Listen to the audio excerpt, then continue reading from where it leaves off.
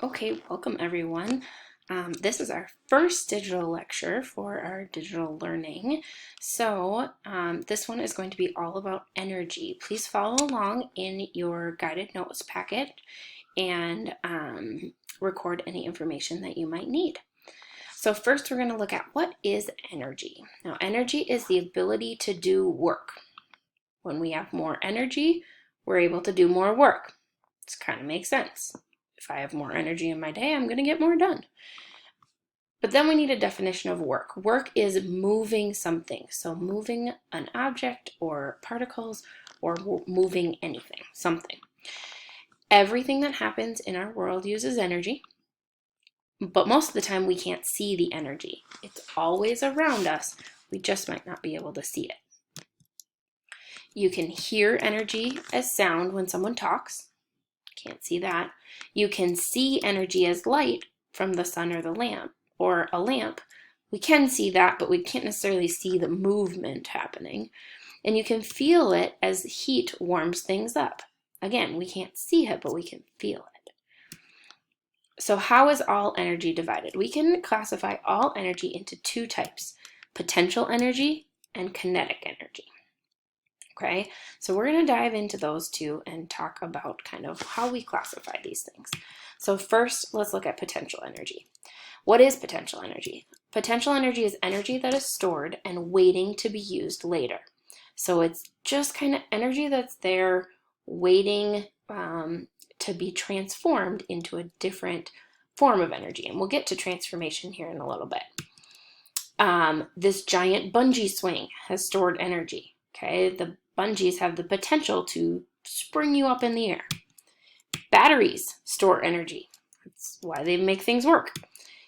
Food. We get our energy from food. That energy is stored within the food. Even the sleeping puppy is using stored energy. Some examples of potential energy. A stretched rubber band. That's like that stretched bungee. The water at the top of a waterfall. A yo-yo being held in your hand. And when we draw back a bow and arrow, we have potential energy created, or we have potential energy stored in that bow and arrow. There are different forms of potential energy. We've got elastic potential energy, chemical potential energy, and gravitational potential energy. And we're going to take a look at each of those three and add some information to them. Elastic potential energy is potential energy due to the compression or expansion of an elastic object.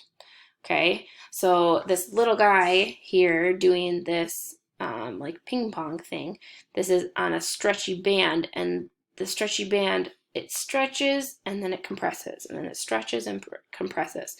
And that when it's stretched and compressed, that's its potential energy at either end. Okay, same thing with this rubber band. When we stretch it out, it has the potential to shrink back down, and when it's shrunk down, it has the potential to stretch back out. Chemical potential energy is the potential energy stored within chemical bonds of an object. So here we have coal, which is a bunch of carbon atoms stuck together.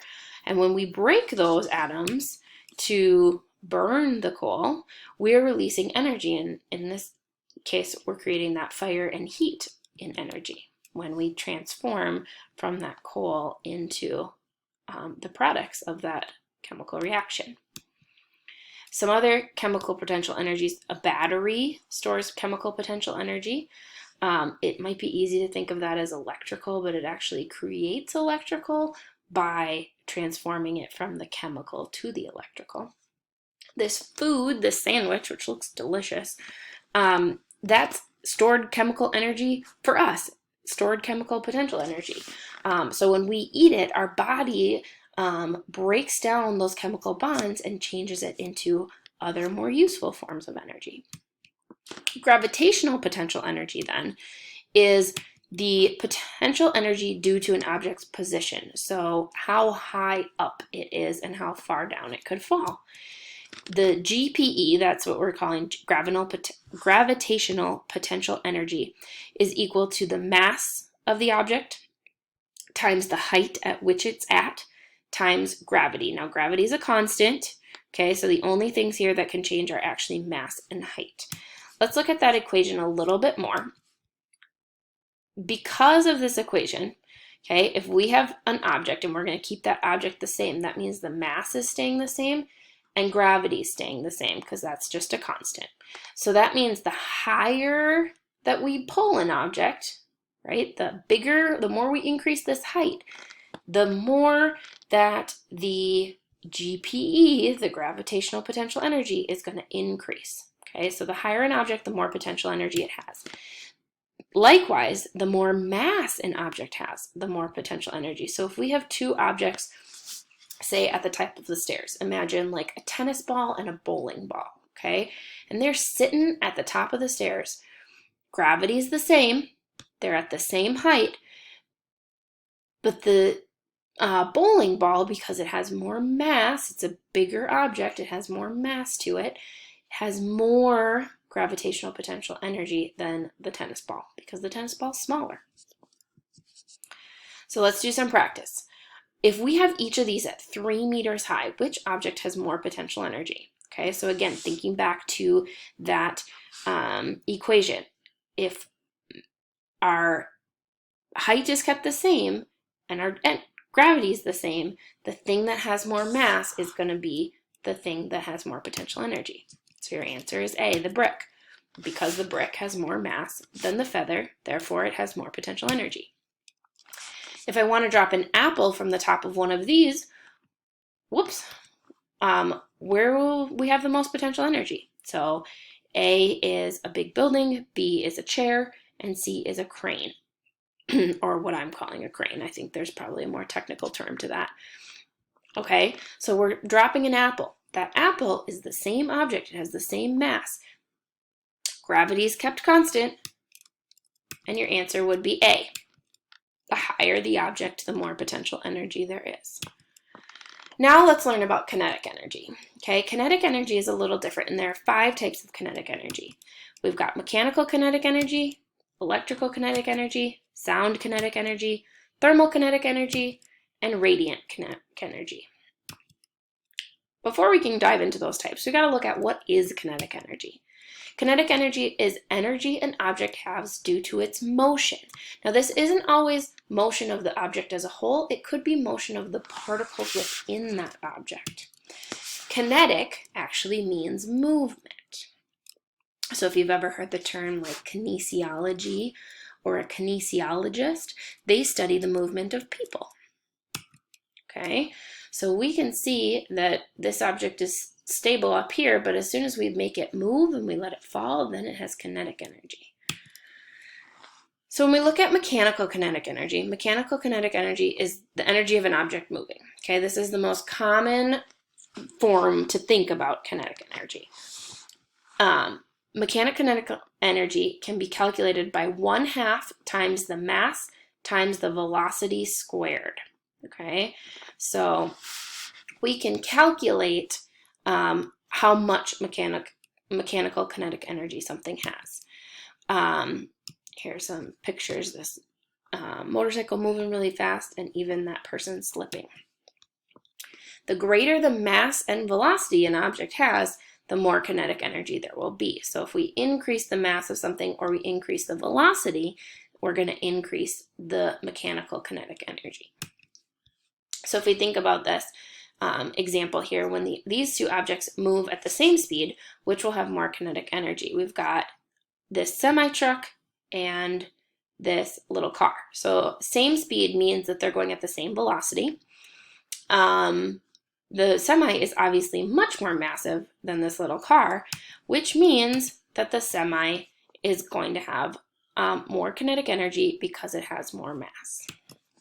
Now, electrical kinetic energy is the energy that is caused by moving electrons. So like I said, we might not always see that entire object moving. It might be particles within the object, okay? So when we hook an object up to a battery, the thing that causes that electricity is the movement of electrons, which we definitely cannot see because those are very, very tiny. Some examples of electrical kinetic energy. Now, you only need to write down one of these, so you pick one. When a lamp is plugged into a wall outlet, the electrical current moves from the wall outlet into the light bulb in the lamp, supplying electrical energy. When the electric charges slow down in the filament to light the light bulb, light energy is created. Actually, it's just transformed from electrical to light. Second example, batteries in a cell phone supply chemical energy to electric charges. The electric charges use the energy to be put into motion.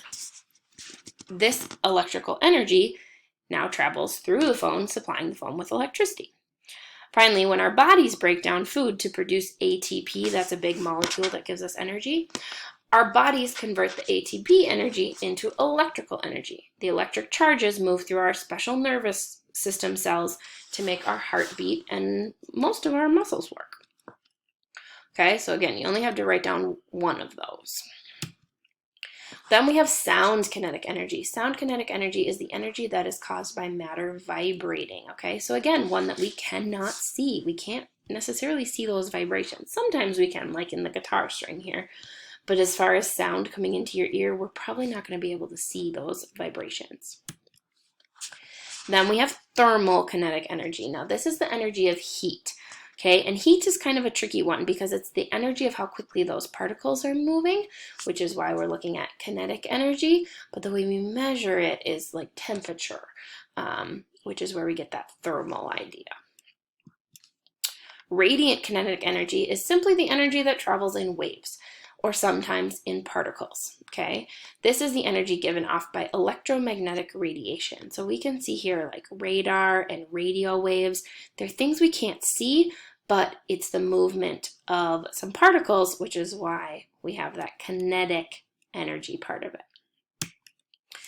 Okay, summary here. Energy has many forms, but it is never created or destroyed.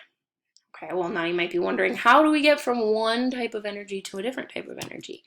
We can only store or transfer energy. This is called the law of conservation of energy. The law of conservation of energy simply states that energy is never created or destroyed. It is always conserved. Okay, now conserved, think about what that means. It's not lost, it's not found, it's not made, it's not thrown away, it's transferred from one thing to another. So what does the transfer of energy look like? Here we've got a battery, which goes into a flashlight, which then supplies energy to the light bulb, okay? So energy can move from one object to another. This battery stores chemical energy, which then the flashlight converts into electrical energy, which then the light bulb converts into light energy. Now, there's another type of energy that comes from a light bulb or a flashlight. If you've ever left one on for a really long time, you've probably felt some thermal or heat energy come off of it. Law of conservation of energy is represented below. So we can see that we have these 5,000 joules of energy, chemical energy, stored in some sort of fuel. Some of that energy is lost in the gas, but the gas takes it away and it goes and does other things. Some of the thermal energy is spent cooling the water in the power station, and then some of it goes into electrical energy. Notice that if we added up the distance on each of these bars, or the thickness on each of them, they would equal the distance on this 500 joules. So we can see that nothing was actually lost, it just was transformed into different ways. Here's another one. We have electricity coming into this TV. The TV then converts it to light, to sound, and TVs get hot. There's some heat coming off the back. Okay, so the energy that's going in has to be enough to power that heat, the light, and the sound all at the same time. This example, we've got kinetic energy coming in the wind, which moves this turbine, generates an electrical energy that travels through the wire, changes into light and heat in the light bulb. Okay. Most of the time, we're looking at a transfer within either kinetic energy. That's all the examples we just looked at. But sometimes we can have the transfer from potential, either to or from kinetic energy. So we can go between potential and kinetic. A great example of this is a roller coaster. Okay, so if we look at this picture, we've learned that the higher something is, the more potential energy it has. And we've learned that the faster something is moving, the more